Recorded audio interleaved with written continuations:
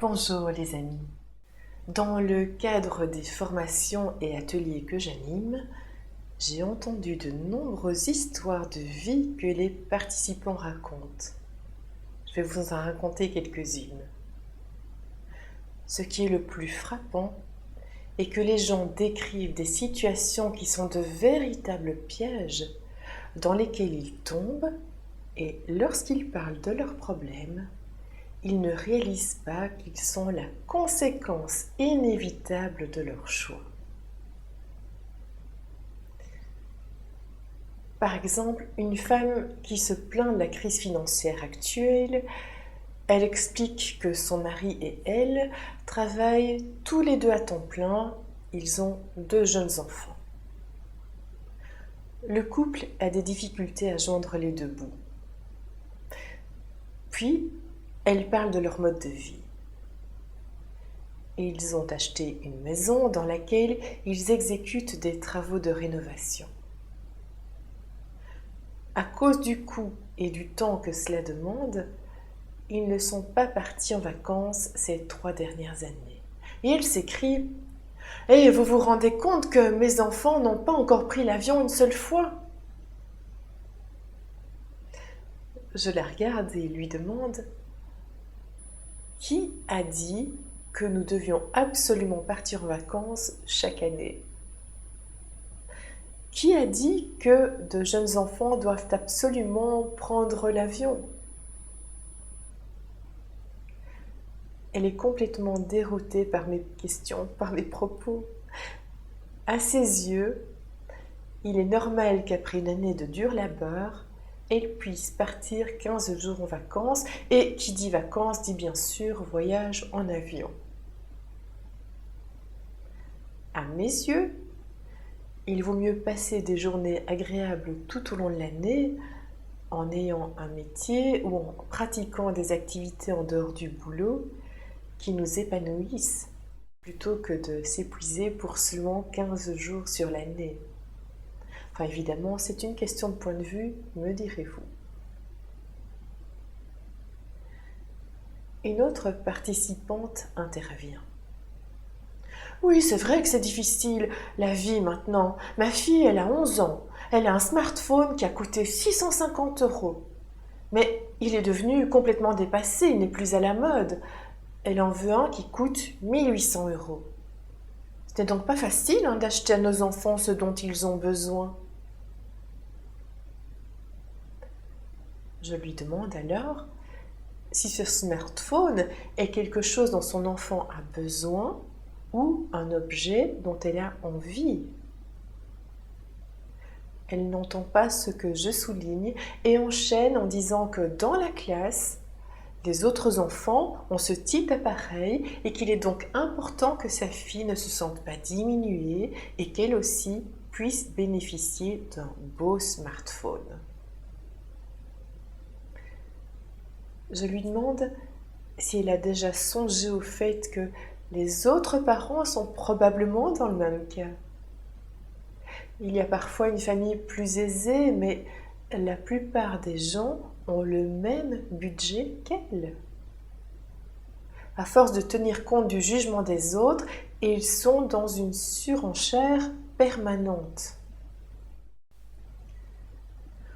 Dans mon troisième cas, il s'agit d'un couple proche de l'âge de la retraite, dont l'unique fils de 36 ans vit encore chez eux. Il ne travaille pas, s'occupe royalement depuis le fauteuil. Ses parents, pour le remercier d'avoir conduit le papa à l'hôpital pour divers soins, lui achètent une voiture.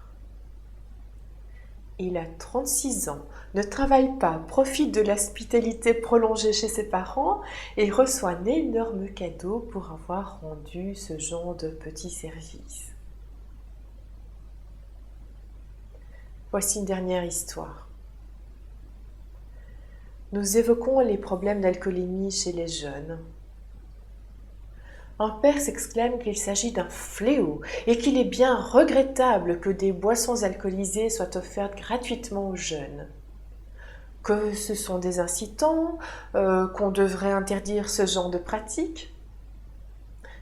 Je m'étonne tout de même de la quantité d'argent dont les jeunes ont besoin pour s'acheter des alcools durs et me demande comment ils font. Où le trouvent-ils? Quand je demande à ce père comment il gère ce problème avec son fils, il me dit qu'il ne voit pas ce qu'il peut faire. Pour sortir, il faut de l'argent, donc entre 300 et 400 euros. Et je lui demande pourquoi il donne autant à son enfant, puisqu'il sait qu'il va acheter de l'alcool, alors qu'il vient de dire qu'il n'est pas d'accord avec ce type de consommation excessive. Il me rétorque que le prix d'un verre est vite à 6 euros et que s'il ne donne que 20 euros, ça veut dire 3 verres et donc un retour très tôt à la maison. Je lui dis, donc c'est très bien, le problème est réglé. Il me regarde, interloqué. Nous créons notre vie. Toutes ces personnes ont un salaire moyen, travaillent avec des horaires parfois difficiles, se plaignent des problèmes rencontrés et pourtant aucune ne voit qu'ils ont créé, chacun de toutes pièces, la vie qu'ils vivent. Les gens se réfèrent à leur passé et comme beaucoup d'entre eux ont éprouvé le manque, ils veulent que leurs enfants reçoivent davantage et ils tombent dans le piège de l'excès.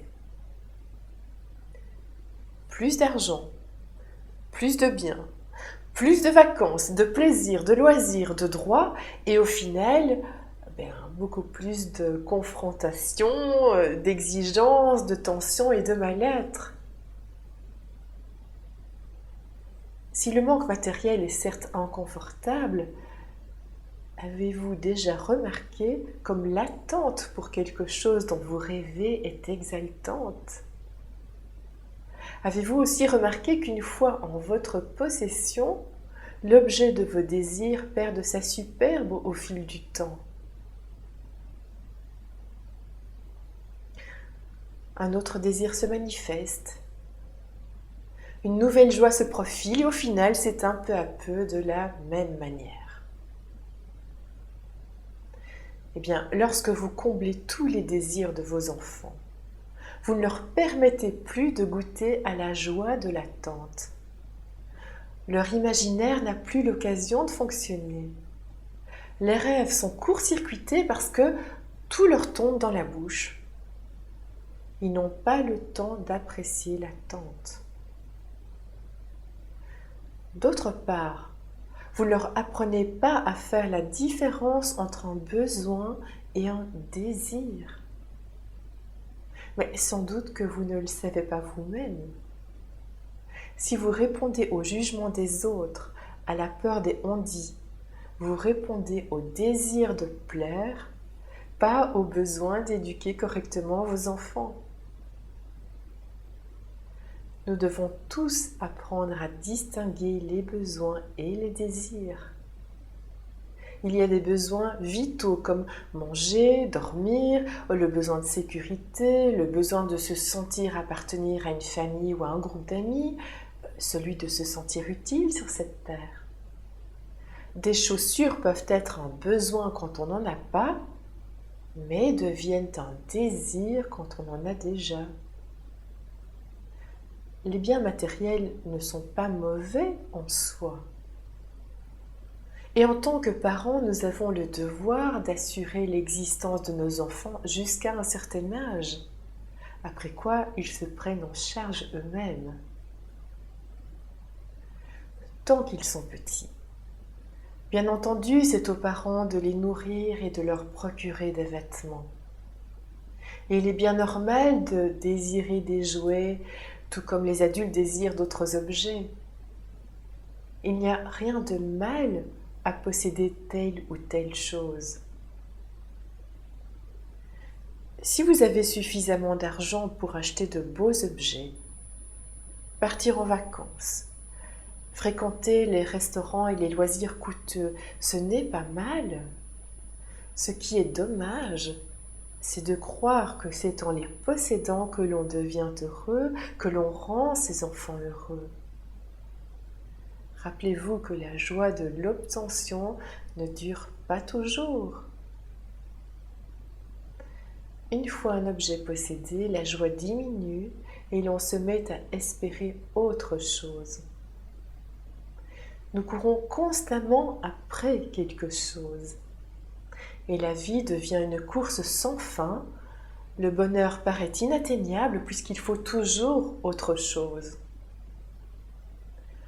Le manque se ressent de l'intérieur parce que c'est là qu'il se situe vraiment.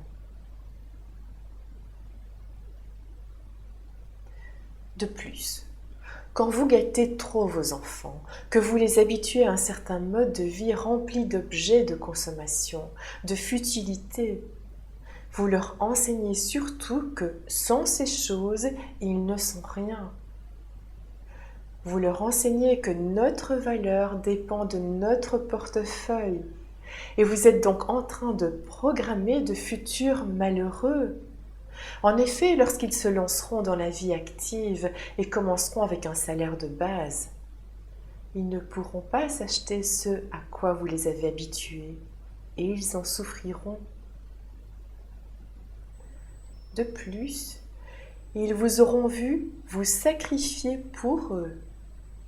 Et soit ils penseront que c'est ce qu'ils doivent faire à leur tour, soit ils ne voudront pas vous ressembler. Ils vont donc se contraindre à rentrer dans le moule et se plieront en quatre pour leurs enfants de plus en plus exigeants, ou bien, pour avoir une vie comme la vôtre, ils penseront « autant ne pas travailler, hein ».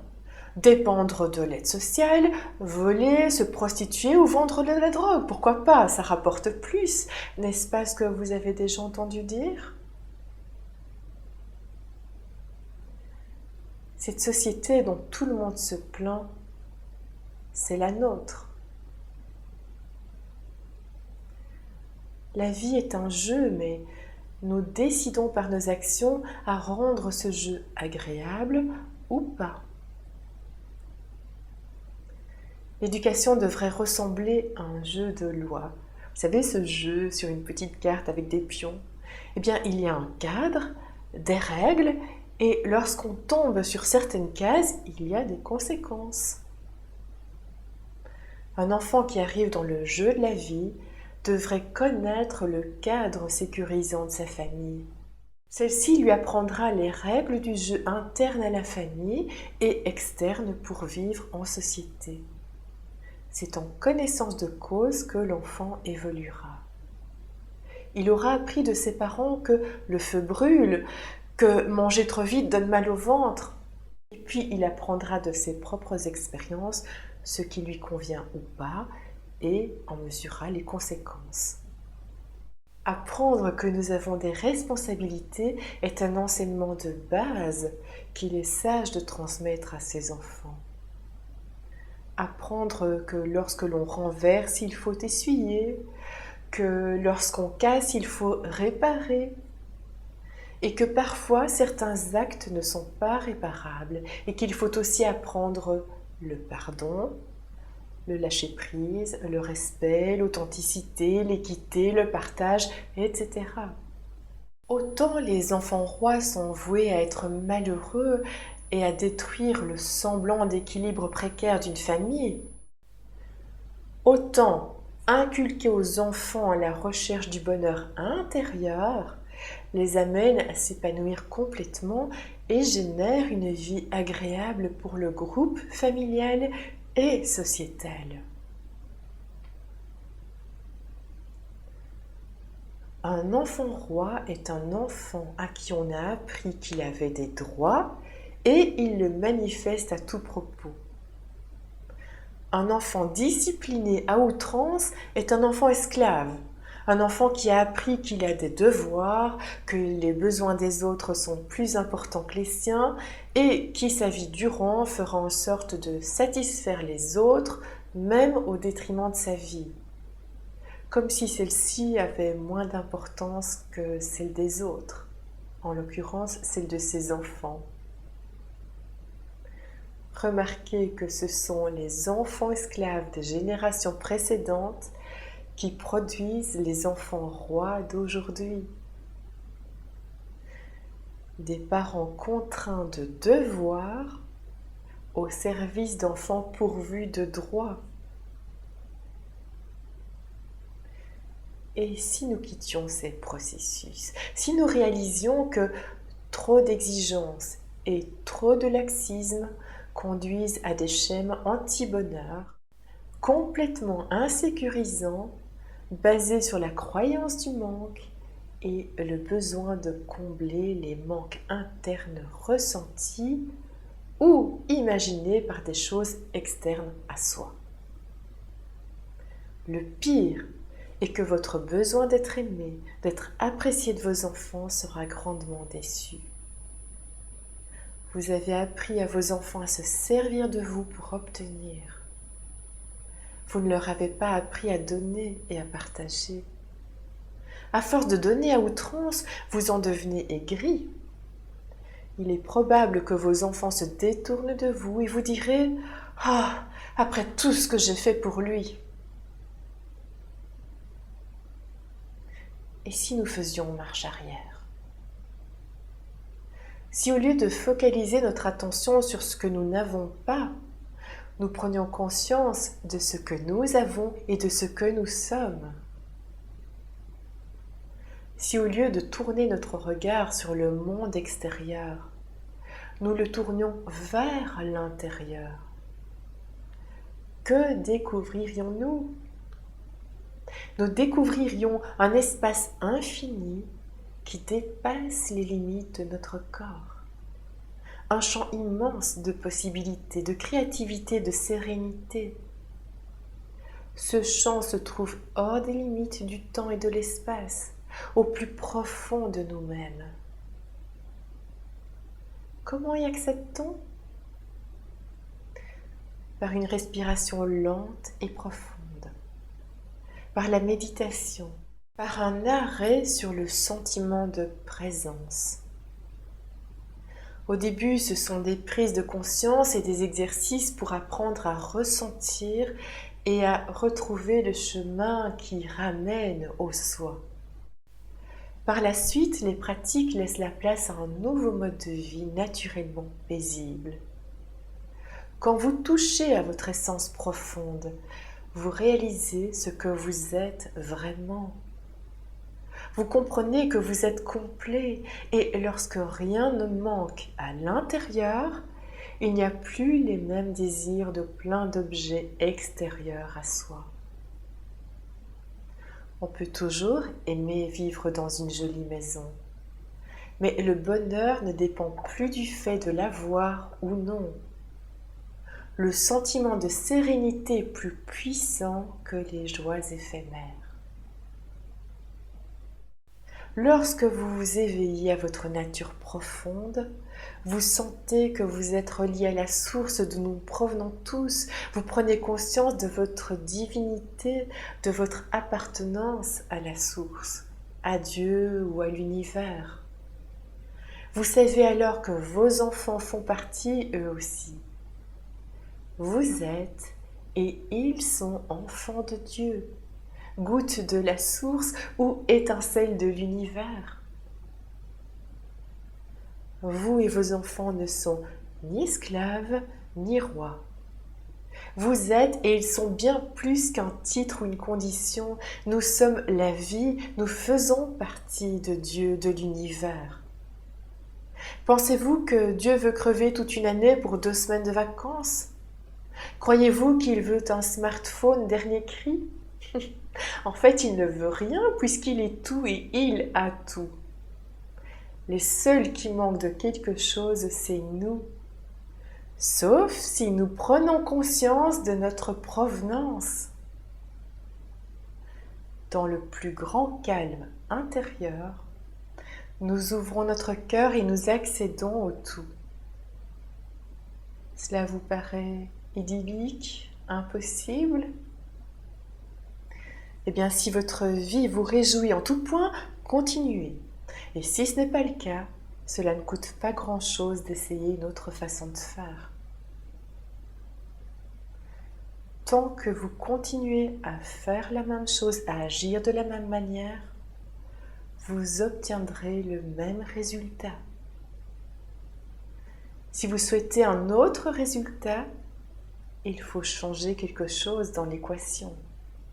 Et c'est ce que je vous invite à faire. Il n'est jamais trop tard. Si vos enfants sont devenus vos tyrans, cessez d'être leurs geôliers. Sortez tous de la prison dans laquelle vous vous êtes enfermés. Réfléchissez à ce que vous êtes en mesure de changer. Moins de jeux vidéo et de smartphones et plus d'attention et de vraies conversations. Moins de frites et de coca et plus de fruits et de légumes. Moins de télévision et plus de vélo. Revoyez votre vie, conservez ce qui vous sert et débarrassez-vous de ce qui vous nuit. Débranchez la console qui, soit dit en passant, ne console rien du tout et rebranchez-vous à votre cœur. Apprenez la méditation, la relaxation, la marche dans la nature. Ralentissez, respirez et écoutez davantage que vous ne parlez. Dessinez, chantez, développez votre créativité. Faites une activité par semaine avec votre famille et une autre rien que pour vous. Vous courez après quoi? Votre mort? Elle viendra bien assez vite. Profitez de votre vie et donnez-vous le bonheur que vous méritez car personne ne le fera à votre place. Aimez vos enfants de tout votre cœur et non de tout votre portefeuille. Et réjouissez-vous de tous les moments que vous vivez ensemble. Retrouvez le chemin du cœur et cessez de suivre celui des consommateurs. Ne faites pas de vos enfants des rois tortionnaires. Vos enfants doivent être les rois de votre cœur. Ils sont les dieux de l'amour. Ils ont besoin de guides solides et entiers, eux-mêmes remplis d'amour et de présence, ne permettant pas aux tout-petits de se mettre en danger et autorisant les plus grands à vivre leur vie dans le respect du cadre et de ses règles. La liberté n'est pas de faire n'importe quoi, mais de tout faire dans le respect de soi et de l'autre. Et comme je vous le dis souvent dans le cadre des formations, ne prenez pas pour argent comptant ce que je vous raconte, méditez dans votre cœur pour voir si cela résonne avec votre vérité. Merci.